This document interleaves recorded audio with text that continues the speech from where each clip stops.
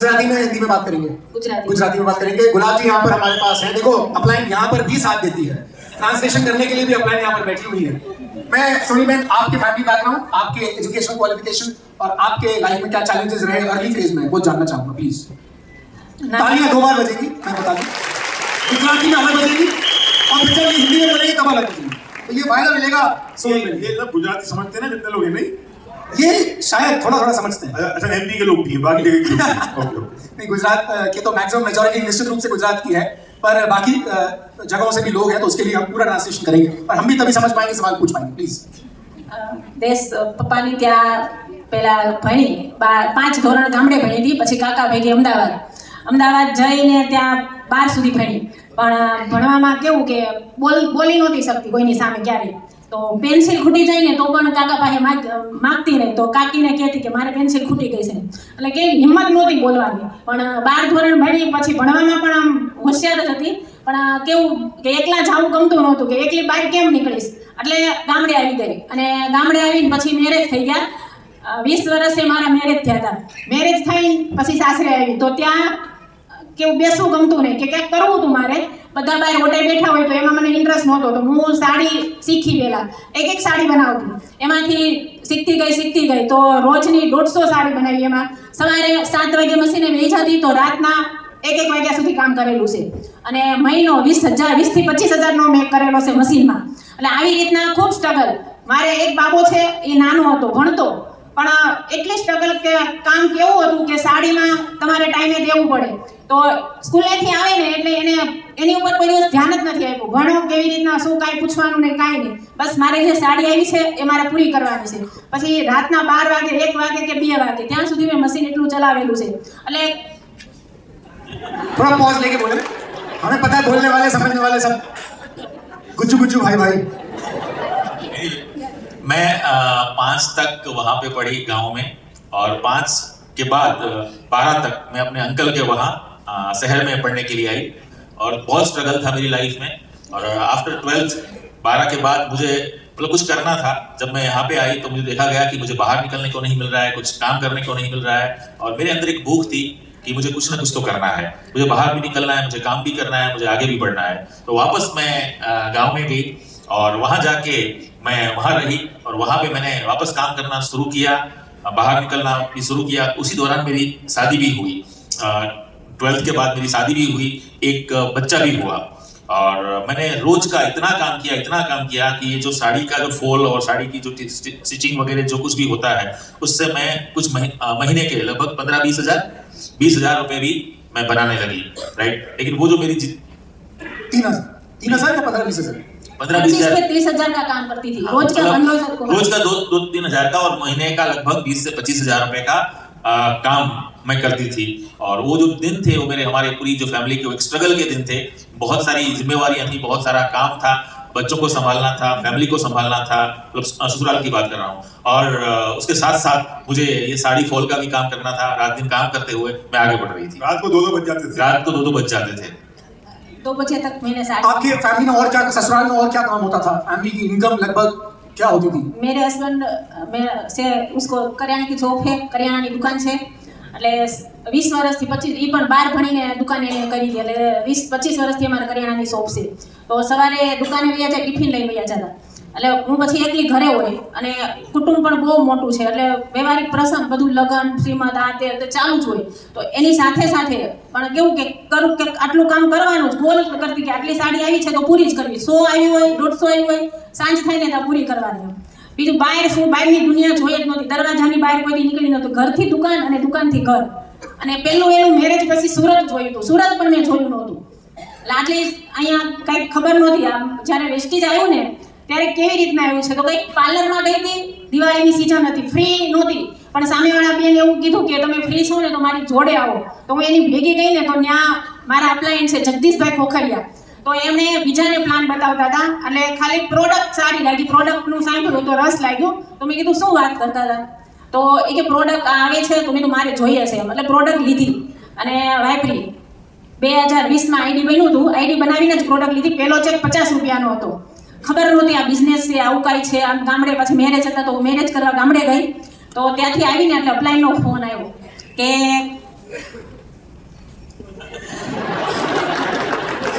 Upline on duty. मेरे husband भी 12th पास हैं और उनकी करियाना की शॉप थी, तो वो भी सुबह से लेकर शाम तक बहुत मेहनत करते थे, अपनी शॉप पे चले जाते थे, सुबह जाते थे, रात को लेट नाइट वापस आते थे और मैं पीछे अकेली घर में होती थी। और घर में मैं घर से बाहर निकलना नहीं होता था, लेकिन घर में पूरा दिन अगर 100 साड़ी है मेरे पास या 150 साड़ी है, जितनी भी साड़ियां हैं, मेरा एक ही गोल रहता था, मुझे उस साड़ियों को कंप्लीट करना है, क्योंकि मुझे महीने के कुछ पैसे बनाने हैं, कुछ काम करना है। तो उसी तरह से हमारा घर चलता था, उसी तरह से हमारी जीवन शैली चलती थी। लेकिन साथ साथ कुछ चल रहा था, उसी दौरान वेस्टिज मेरी लाइफ में आया। वेस्टिज मेरी लाइफ में कैसे आया कि दिवाली कौन से साल की बात है? 2020 2020 में आया। 20 में 2020 में मेरे जीवन में वेस्टिज आया।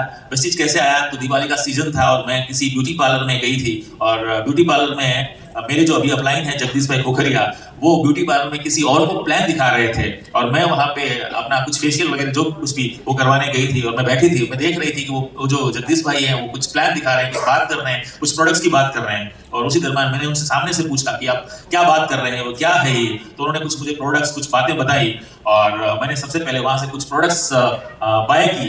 प्रोडक्ट्स बाय करने के साथ साथ मैंने अपनी आईडी भी लगाई, और आईडी लगाने के बाद मुझे मेरी अपलाइन का फोन आया कि आपने क्या प्रोडक्ट्स यूज की है, क्या आपने क्या पता है आपको कि आपने कुछ काम शुरू किया है, व्हाटएवर लाइक दिस। और उसी से मैं फिर वेस्टिज में मेरी एंट्री हुई। कि कोविड की पहले की बात? 2020 कोविड में ही मेरा ज्वाइनिंग कोविड में ज्वाइनिंग हुई थी आपकी। ओके, मैं ये जानना चाहूंगा कि उसके बाद आपकी जर्नी क्या रही? आपने कुछ प्रोडक्ट्स यूज किए, आपको बिजनेस के बारे में किसने बताया, कैसे पता चला और शुरुआत कैसे हुई? કોરોનામાં આઈડી બન્યું, અને આઈડી બન્યું ને એવું કોરોના એટલે લોકડાઉન કે કોઈની ઘરે જવાતું નહીં, પણ રોજ અપલાઇનનો ફોન આવે કે તમે પ્રોડક્ટ વાપરી તો કેવું લાગ્યું. સાંજે આપણે વિનિંગ ટીમની મીટિંગ પણ આવતી 8 વાગે, તો રોજ જે મીટિંગ જોતી, અને લેડીઝ કે વેસ્ટેજ લેડીઝ એના વિડિયા 4 મહિના સુધી મેં વિડિયા જોયા. 4 મહિના સુધી કામ જ નહોતું કર્યું, પણ વિડિયા જોઈએ ને તો કચરા પોતા કરવાવાળી, શાકભાજી વેચવાવાળી આટલા બધા લોકો કમાય છે, તો મને એવું થયું કે મને મશીન માટે નહીં, મારે ક્યાંક કરવું છે એમ.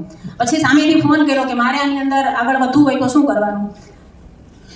इन्होंने उस वक्त जब उनकी आईडी बनी तब लॉकडाउन का टाइम था, और लॉकडाउन के टाइम के चलते वो वहां से वापस आ गई, अपने घर में प्रोडक्ट यूज किया था।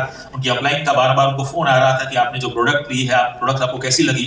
और उसी वक्त हमारी जो विनिंग टीम के जूम सेशंस वगैरह चलते थे, मीटिंग्स चलती थी, तो 4 महीने तक लगातार उन्होंने कोई भी काम नहीं किया था। वो सारे जूम सेशंस उन्होंने सुने, हर मीटिंग को उन्होंने अटेंड किया, और वहीं से उनको कुछ ना कुछ अंदर से हिलचाल हुई। एक सब्जी बेचने वाली लेडी भी अगर इतना पैसा कमा सकती है, अगर ये व्यक्ति इतना पैसा कमा सकता है, तो मेरी जिंदगी सिर्फ साड़ियां बनाने के लिए नहीं है, मुझे भी कुछ करना चाहिए, मुझे भी इस बिजनेस को बिल्ड करना चाहिए। ये थॉट दिमाग में आया। आप देख रहे हैं डिसीजन कैसे होते हैं रिलेट कराने से। फंक्शन में आए, देखा अगर ये कर सकती है तो मैं भी कर सकता हूं, डिसाइड कर लिया और आज यहां पर हैं। आज पहले उनका एग्जांपल देखा, आज एक खुद एक एग्जांपल बनकर स्टेज पर आ गई।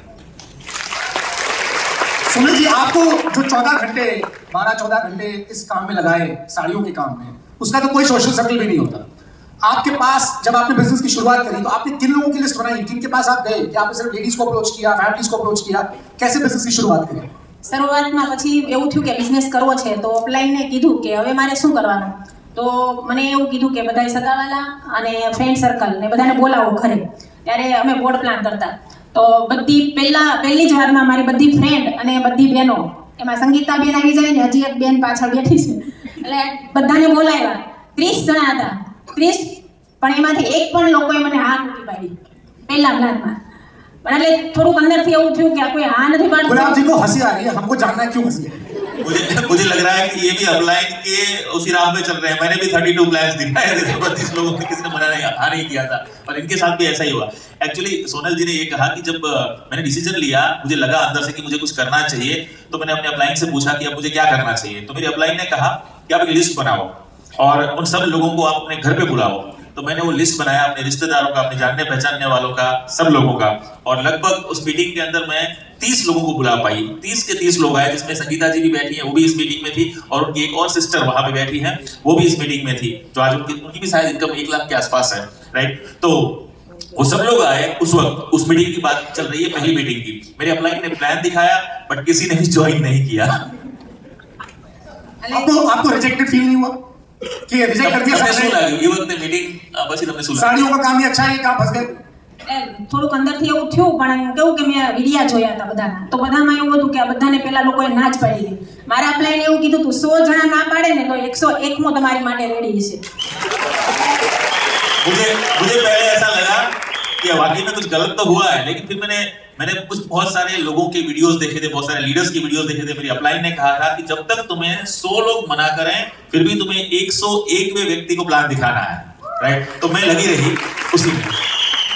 પછી ડાયરેક્ટ ખેતીવાડીનું નોલેજ લીધું અને ગામડે સીધી કામ કરી અને 15 ગામ મેં લીધા હતા. 15 ગામમાં ખેડૂતોને મળી, શીખી બધું, અને 250 બેગ ખાતરનો ઓર્ડર લઈને આવી હતી ત્યાંથી.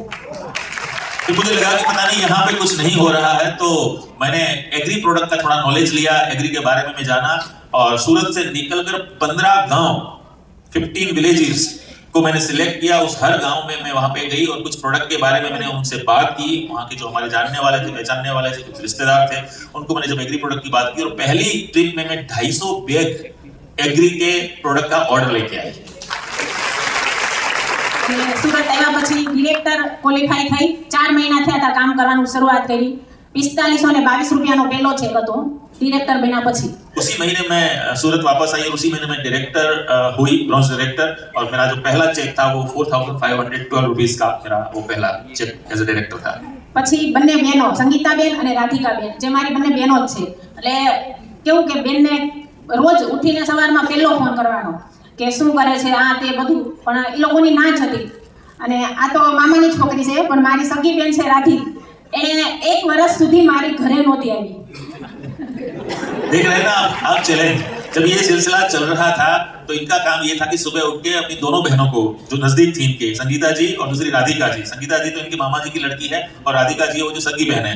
लेकिन तो राधिका जो थी वो 1 साल तक इनके पास भी नहीं, क्योंकि घर भी नहीं गई, क्योंकि उनको डर था कि अगर मैं जाऊंगी तो ये मुझे बिजनेस दिखाएगी. राधिका एक बार खड़ी हो जाएगा, है ना. और इनका चेक भी भैया 1 लाख के आसपास का है. सॉरी 1.5 लाख रुपए का चेक है इनका. तुम्हारा चेक 1.5 लाख का राधिका? हाँ. पीछे शक्ल दिखाओ तुम्हारी.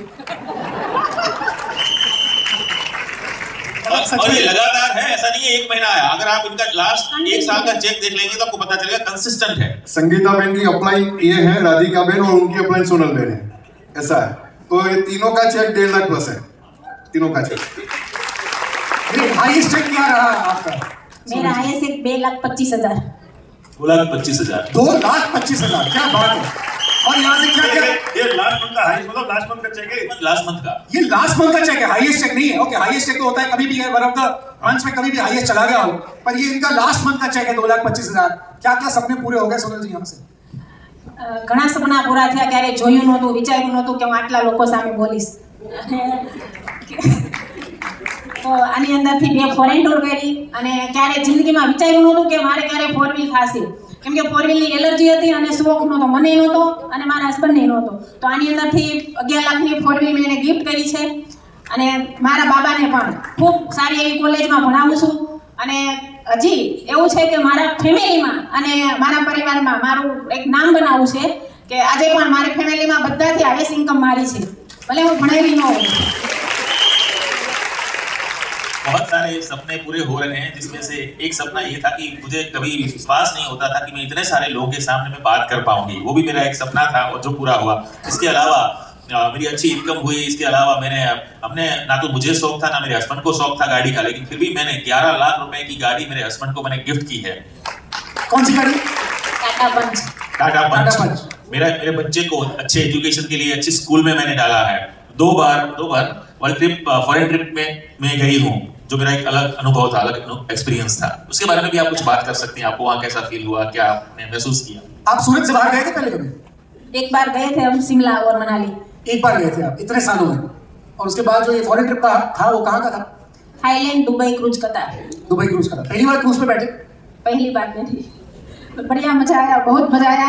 और आपको कभी पहले पता था कि क्रूज वाकई में इतना बड़ा होता है, जैसे पूरा शहर समंदर में चलता है, ऐसा लगा था आपको? ક્રૂઝ એટલે શું ખબર જ નહોતી. क्रूज क्या होता है वही पता नहीं था. ક્રૂઝ કોઈ સિટીનું નામ છે, ખબર નહોતી કે ક્રૂઝ लगता था क्रूज किसी सिटी का नाम है. એટલું જ કહેવા માંગુ છું કે જો મારી જેવી લેડીઝ કરી શકતી હોય ને તો અહીંયા બેઠેલા બધા જ કરી શકે, પણ અપ્લાયન ઉપર અને સિસ્ટમ ઉપર ભરોસો રાખજો અને ધીરજ, ટકા રહેવો ને તો થશે. ડાયમંડ બની ને ત્યારે મારે 40,000 પીવી આવता था, आखो लेग वयो गयो बीजी कंपनी में। जब मैंने यूसीडी बनने का डिसीजन लिया तब भी मेरा लेग चला गया, फिर भी मैं आज यहाँ हूँ और 2026 के एफआरयू में यूसीडी बनकर आऊंगी। थैंक यू सोनल जी। हरीश भाई को माइक पास कर दीजिए प्लीज।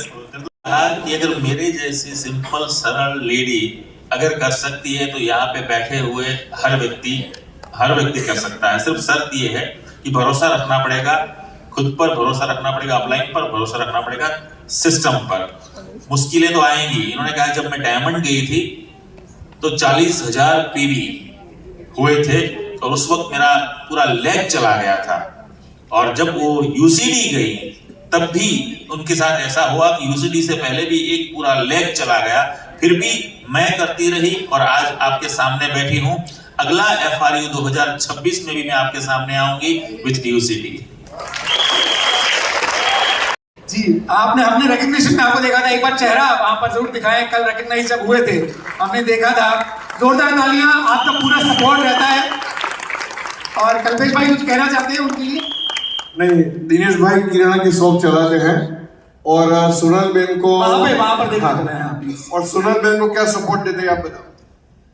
रात को 10:30 बजे आते थे, 10 વાગે રહેતે આવું છું। તો એની સાથે ક્યારે 2-4 મહિના સુધી તો હું માન્યો જ નહોતો, જો કે કહું તમને 4 મહિના સુધી એકલા જે આપણે વેસ્ટીજનું પ્લાન હતા અહીંથી કરતું, પણ બ્રોન્ઝ જ્યારે મિલી ને 4 મહિના પછી ત્યારે મને એને ચેક બતાવ્યો કે 4536 નો ચેક, ત્યારે મને મગજમાં બેઠું નહીં વેસ્ટીજ પૈસા આપે છે, ત્યારથી હું એની સાથે એક થયો હતી।